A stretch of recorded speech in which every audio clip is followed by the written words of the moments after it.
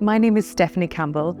I'm the founder and CEO of Okko Health, and we're an eye care startup revolutionising the way that people monitor their vision when they have disease.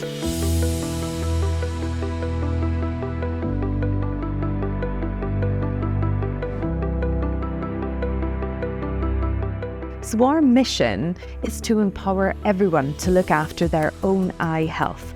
And we do that by putting the technology onto all smartphones so that the vision can be monitored in the comfort of the home. And our value as a company, our primary value is about being centric to people. Now that's patients, doctors, and that really does guide everything that we do. We listen very, very deeply to what patients are trying to tell us, what it is they need. Because as an eye professional myself, it can be very tempting to say, well, I know what a patient needs, or I know what doctors need. But actually, everything that we do is very much focused on listening and responding and co-designing along with the people who ultimately use our technology. One of the biggest challenges that we faced during Okko's development was that our technology was first ready in Q1 2020. And we all know what happened with COVID. We were ready to test on patients in the clinics.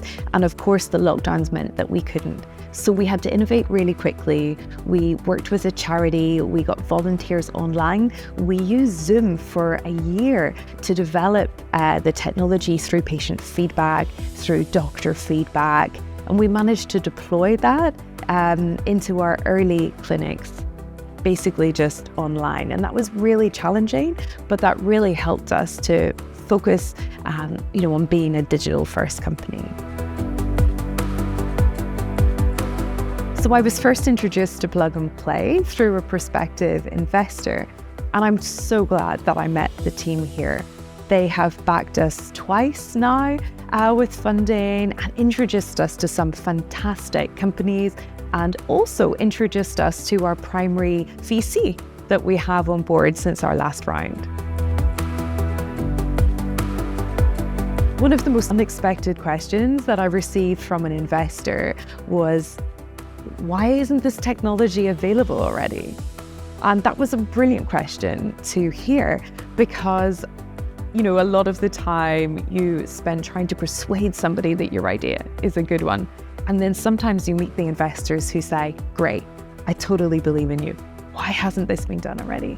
Yeah, so one of my first investors asked me, what are your family plans? You need to make sure that when you're speaking to other investors, because there's quite a few women in your company, that you have thought about this strategy as to when you're going to have, when you're going to have children. And I thought that's a really odd question. And at that time, 4 years ago, I think I answered it honestly and said, I'm not planning a family for a while. I gave this male investor some reassurance. But I think today I would answer that question totally differently. I mean, I think the world has changed in 4 years, but also I would add, now when I get these types of questions, I'll just ask them, would you ask that question of a man? The advice that I would have for other women who are starting their own healthcare business is to really know the market and really know the numbers and to be really confident, especially when they have an expertise in that area. And what we're seeing in the digital health space is a lot of people coming in who maybe don't have that expertise. And as women who do have the expertise in the industry, we have to be ready to stand up and say, I know this industry. This is my industry. I can deliver value in this industry. Get behind me, work with me. I think that confidence is really important, especially when it comes from a deep-seated expertise.